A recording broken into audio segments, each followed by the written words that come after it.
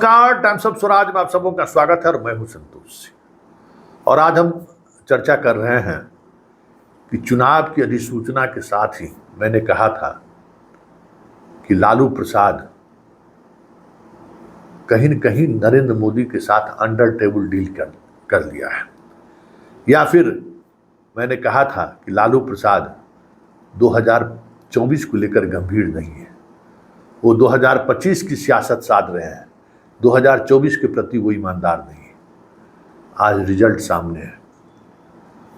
तेजस्वी का 250 सभा, मुकेश सहनी को साथ लेकर घूमने की उनकी नीति, कुशवाहा को ज़्यादा से ज़्यादा टिकट देकर, भूमियारों को टिकट देकर जो सियासत वो साधने की कोशिश की, क्या ये सियासत 2024 से कहीं ज़्यादा 2025 को लेकर तो गंभीर नहीं था? इसकी गंभीरता क्या रही? बिहार को वो नेशनल नैरेटिव बनने ही नहीं दिया। आज यूपी का जो रिजल्ट आया, वहाँ तो उसके मुख्यमंत्री योगी मुख्यमंत्री थे, नीतीश कुमार से कहीं ज़्यादा मजबूत और प्रभावशाली मुख्यमंत्री थे। क्यों वहाँ बुरी हार हुई? क्यों आज बीजेपी दूसरे नंबर की पार्टी वहाँ हो गई? क्या ऐसा हुआ कि एक सीट से कांग्रेस 9 सीट पर पहुंच गया?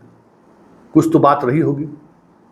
बात रही कि राष्ट्रीय फलक पर ये दिखाने में अखिलेश कामयाब रहे यूपी की जनता को कि हम मोदी से लड़ रहे हैं, लेकिन लालू यादव और तेजस्वी यादव पूरे कैंपेन के दौरान टिकट वितरण से लेकर कांग्रेस के साथ जो व्यवहार रहा, कभी लगा ही नहीं कि ये नरेंद्र मोदी से लड़ रहा है, कभी लगा कि ये पप्पू यादव से लड़ रहे हैं, कभी लगा कि ये कन्हैया से लड़ रहा है, कभी लगा कि ये अपने आप से लड़ रहे हैं, कभी लगा कि भाई 2024 के लोकसभा चुनाव से इनको वास्ता ही नहीं है, कभी निखिल कुमार से व्यक्तिगत राजनीति साध रहे हैं, कभी मीरा कुमार को कभी हवा दे रहे हैं, कभी भूमियार राजपूत करा रहे हैं, कभी कुशवाहा राजपूत करा रहे हैं, कभी कुशवाहा कुर्मी करा रहे हैं।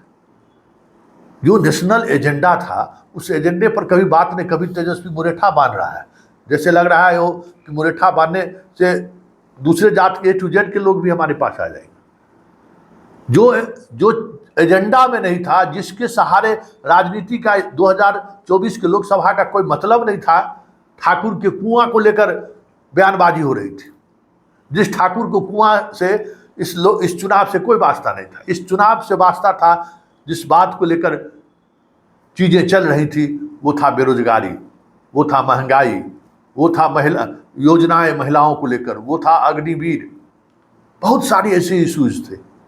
लेकिन उन इश्यूज पर बोलने के बजाय फट फट फट फट फट सट सट सट सट सट, मतलब एक ही भाषण डे फर्स्ट से जो उन्होंने शुरू किया, जो 250 सभा जब उनकी खत्म हुई, तब तक वही फट फट सट सट लट लट पट पट करते रह गए। कभी गंभीरता दिखी ही नहीं कि मोदी के खिलाफ लड़ाई लड़ रहे हैं। कभी गंभीरता दिखी ही नहीं कि राष्ट्रीय फलक पर हम लोग चुनाव लड़ रहे हैं। पप्पू यादव को से वहां पूर्णिया में निर्दलीय लड़ गए, तो उनको हराने के लिए यहां तक घोषणा उन्होंने कर दिया कि आप एनडीए प्रत्याशी को वोट कर दीजिए। आप बताइए, तो आज तेजस्वी सबसे पीछे बैठे हुए हैं ना। सबसे क्या स्थिति हो गई? सबसे पीछे वाले बेंच में बैठे हुए हैं। याद करिए वो दिन, इंडिया गठबंधन का जो स्वरूप है, उसकी शुरुआत नीतीश कुमार ने ही उसकी पहल की थी। पटना में पहली बैठक हुई थी, और पहली बैठक के दिन से जो साजिश शुरू हुई नीतीश को बाहर करने का और बेटा को मुख्यमंत्री बनाने को, उसी साजिश की वजह से ना आज नीतीश दूसरे खेमा में बैठे हुए हैं। अगर आज नीतीश साथ होते, जो सब कह रहा है कि चचा हो एक बार पलट जाइए, पूरा निम्स बन के चल रहा है ना, क्यों पलट जाइए? उस चचा को कहिए ना, जो धृतराष्ट्र की तरह जो है सो दुर्योधन को गद्दी पर बिठाने के लिए जो है सो सारी हदें को पार कर दिया उन्होंने, लड़ाई रहने ही नहीं दिया है कि हमारा बेटा ही गद्दी पर बैठे। पप्पू यादव को लेकर किस तरीके की राजनीति इन्होंने की? राहुल गांधी भागलपुर में आए सभा करने, तो बीमा भारती को लेकर पहुंच गए, और उसके बाद राहुल की कोई सभा नहीं हुई। अपनी बहन की बारी आए तो वो बुला लिए। और राहुल अंतिम फेज में जहां जहां से सभा किया, देख लीजिए चुनाव परिणाम क्या हुआ। आरा और पाटलिपुत्रा 2 सीटें तो आप जीत गए, उसमें अग्निवीर की भूमिका देखिए कितनी बड़ी भूमिका रही। नौजवानों ने किस उत्साह के साथ जो है सो मोदी के खिलाफ वोट किया और अपनी मां को कैसे विवश किया वोट करने के लिए। तो नीतीश को बाहर का रास्ता दिखाने वाला कौन था? नीतीश के खिलाफ राजनीति किसने की? इंडिया गठबंधन के अंदर 2-2 कन्वेनर होगा। अरे जिस व्यक्ति ने इस पूरे मुहिम की शुरुआत की और उसका जो प्रदेश अध्यक्ष था अखिलेश, वो अपना मंत्री बनाने के लिए बेचैन था।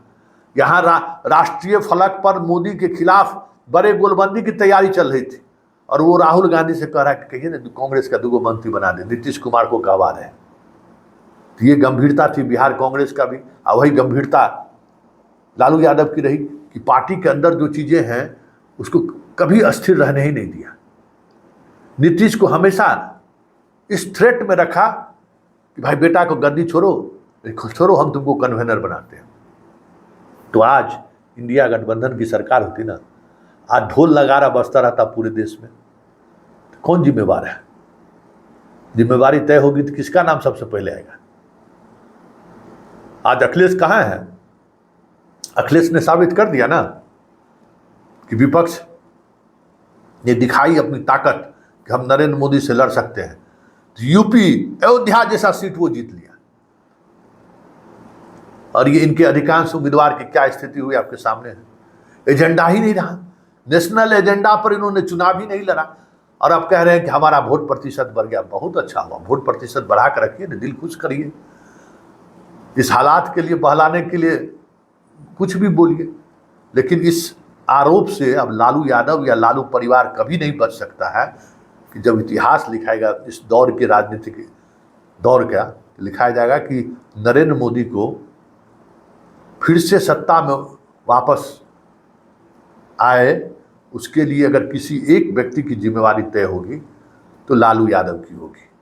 जनता ने तो उसे खारिज कर दिया था, लेकिन लालू यादव की राजनीति ने उन्हें फिर से वापस कर दिया है। ये तो दुनिया सब लोग अब महसूस करने लगे हैं। जब मैं कह रहा था कि लालू मोदी से मिले हुए हैं अंडर टेबल, तो सब लोग हंस रहे थे कि क्या बात संतोष करते हो। लेकिन आज दिल्ली में एक तरफ बैठक हो रही है, दूसरी तरफ बैठक हो रही है, दोनों बैठक के बीच जो चीज़ें सामने आ रही हैं, आज पिछड़ा कह के सहयोग मांग रहे हैं नीतीश कुमार से। मनोज झा कह रहा है कि कभी रिश्ता खराब नहीं रहा है। ये स्थिति क्यों आई आज? कल मौका था नीतीश के साथ खड़े होने का, तो आप अपने बेटा का गद्दी की साजिश में लगे रहे। देश से कोई वास्ता नहीं रहा। तो देश को चाहने वाले लोगों ने सबक सिखा दिया लालू यादव को।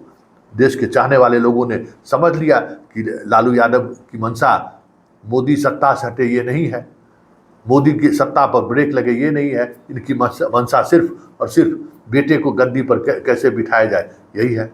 ऐसे में हजारों लाखों ऐसे नौजवान, ऐसे वोटर जो बदलाव चाहते थे, वो चुपचाप घर बैठ गए। नेशनल नैरेटिव बना ही नहीं बिहार में, जातीय नैरेटिव बनाने में लगे रहे और रिजल्ट क्या हुआ आपके सामने है।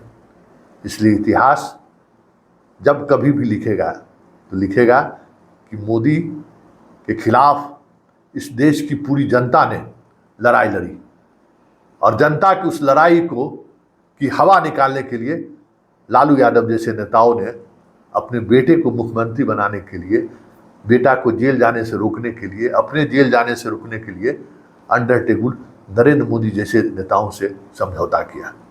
और उस समझौते की वजह से आज तीसरी बार नरेंद्र मोदी इस देश के प्रधानमंत्री के रूप में शपथ लेने जा रहे हैं।